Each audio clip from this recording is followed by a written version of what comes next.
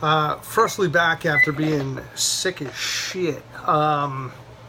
Hence why my voice sounds pretty awful. Figured we'd jump right into something fun and exciting and talk about state executions. Arkansas is currently lining up 8 death row inmates and looks like it's gonna bang these guys out over like a 10-day period of time.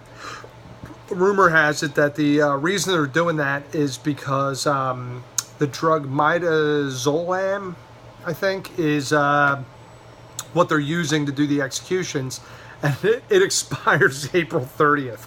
So they're going to try to get these guys dead before, you use an expired drug on them. Apparently people were a little bit butthurt about this for a couple different reasons. Apparently, some are saying that the drug is cruel and unusual because while these guys are drugged, they're given a combination of drugs. One basically paralyzes you while the other one, kills you. And I'm not exactly sure how or where they got the information, but turns out this drug, quote unquote, makes you feel like you're burning alive while you're paralyzed. So apparently, due to that, the governor, Asa Hutchinson, is catching a lot of shit. For one, I fucking go for it. I mean, I hate to say it, like, this is probably a pretty unpopular opinion right now, but why the fuck aren't we killing some of these people that have been sitting on death row for like 35 years? I mean, I consistently hear numbers saying how expensive it is to put somebody to death. And in my head, I'm just going, all right, you try them, they're at court, and they're found guilty by a jury of their peers. There is no reason beyond a doubt that they did it. And with at least a 98% certainty, I mean, that's usually the arguable number, they did that shit, and time to go.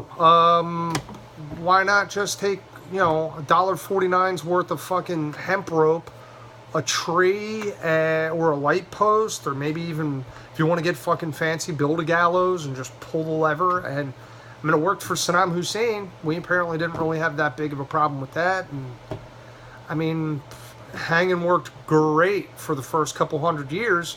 In fact, we had way lower crime rates and stuff. If you kind of want to look at it in those terms, maybe it's the fact that hanging and stuff like that was a deterrent. But I digress. We're at a point now where we have guys like, right now, Mamiyu Abu-Jamal is still on fucking death row. And he's been there since, like, Rage Against the Machine was, like, big. The state is now paying for wildly expensive hepatitis C vaccine stuff for him to keep him alive so that we can kill him. What the fuck is going on? Like, I'm not sure if these crazy expenses, like they say it's like literally like sometimes millions of dollars to kill, someone from the state, because you have to have a doctor there that has to make sure that everything is done, legally and declare the time of death, and you have to have, all these safeguards and precautions and all that stuff. And I hate to say it, but like, we're a country that really doesn't see a problem with putting our animals to sleep. And those are the things that we love more than people. Like, I love all three of my dogs more than I do most people. But if they're in pain and they're having a bad way at things, I'm totally going to give them the shot. I want to be there with them. I want to let them know that it's nothing scary. But effectively, they literally drift off to sleep. And they don't wake up. They go into a coma and off they go. Why don't we do the exact same thing to people who are pieces of shit? I mean, are we really worried that a guy who fucking raped and murdered kids is, maybe in a little bit of discomfort?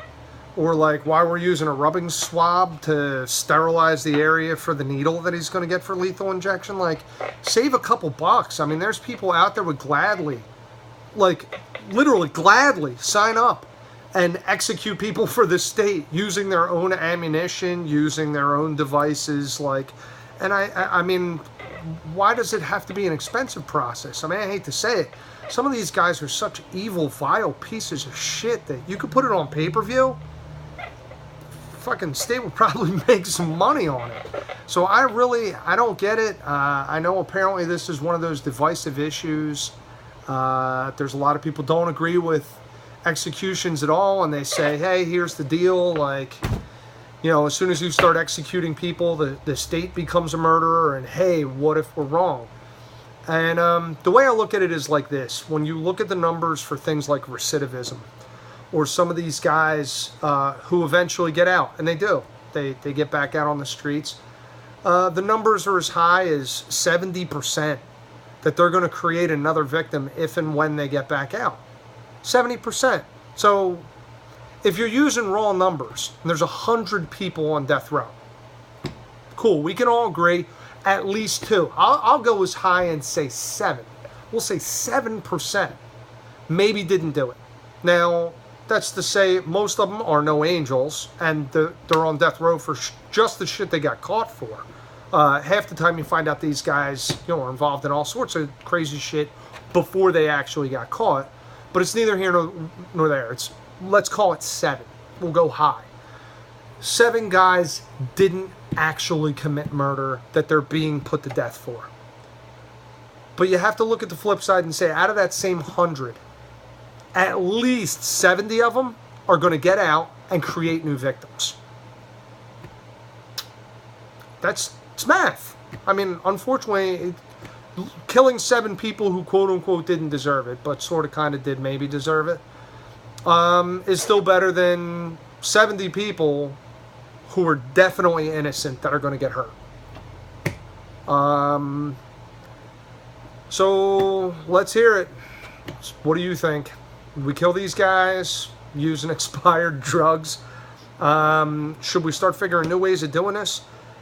Does the legal system need a gigantic rehaul or overhaul to figure out why the appeals process takes as long as it does and just drags its ass forever? Let's hear your 2 cents. Be sure to like it, subscribe, and share it. We'll see you soon.